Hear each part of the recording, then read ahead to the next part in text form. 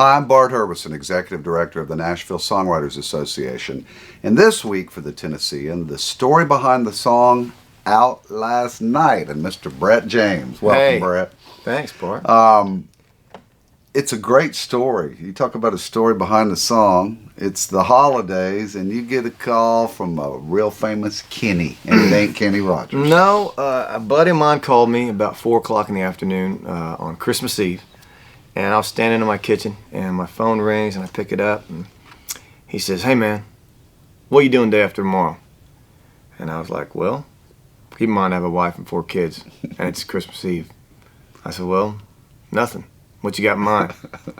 And he said, "Why don't we go down to the islands and write some songs?"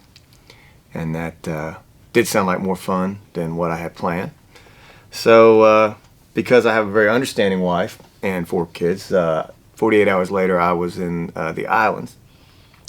And as people are prone to do, we sort of had a time the first night we got there because, you know, we'd been cooped up in cold Nashville. And we is you and Kenny Chesney. Kenny Chesney. And then, you know, the next morning I wake up and I was sitting on his balcony, and Kenny kind of, about 3 hours later, Kenny walked out, opened a... Well, before you continue the story, who had the biggest time the night before? Oh, he definitely had the biggest time. Because of my aforementioned wife and 4 kids, I was in bed earlier. We still had a great time that night, and the next morning he woke up and he kind of walked out on his back deck and he wiped the sleep out of his eyes and he went, "Brett, we went out last night." And I had a guitar just like this, and I was sitting there on his back deck and I was strumming this little groove. And I said, "Well, maybe that's the song we ought to write today." And so we just started talking and laughing, and used some of the night before stories and made some up of our own on the spot. And we wrote this little song called Out Last Night. But, you know, I want to compliment Kenny, because when Kenny on his first few albums, he didn't write a lot of his own songs. And Kenny told me personally, goes, "Man, look at these writers in town." But he worked at it. He wrote with great writers, and I think Kenny holds his own with anybody right now, and he knows what he wants to say. Would you agree? Kenny's one of the best songwriters in the world, in my humble opinion. Yeah, I mean, the only problem with Kenny is he's harder on his own songs than everybody else's. Yeah. But that's just the opposite of most artists. Most artists would much rather cut their own song than someone else's. But Kenny and I have written a lot of songs together, and I remember one time I think I had 7 on the album, and one of them made it. Because he would hear outside songs that he liked better from other writers, or he would just prefer their songs. And that's one thing that he does that no other artist that I know of does, is really, he's harder on his own songs than everybody else's, and he'll hear a song, all he does is listen to songs. When I've been around him, it's constant. Listen to this, man, check this out, listen to this. And all genres of music, all and genres all of eras music, and he doesn't care who wrote it. He's just listening because he wants to record the best songs he can find in the world, not just the best songs he can write. And in my opinion, that's a big secret to his success. He's written some of his biggest hits, and he hasn't written some of his biggest hits, and I don't think he really cares one way or the other.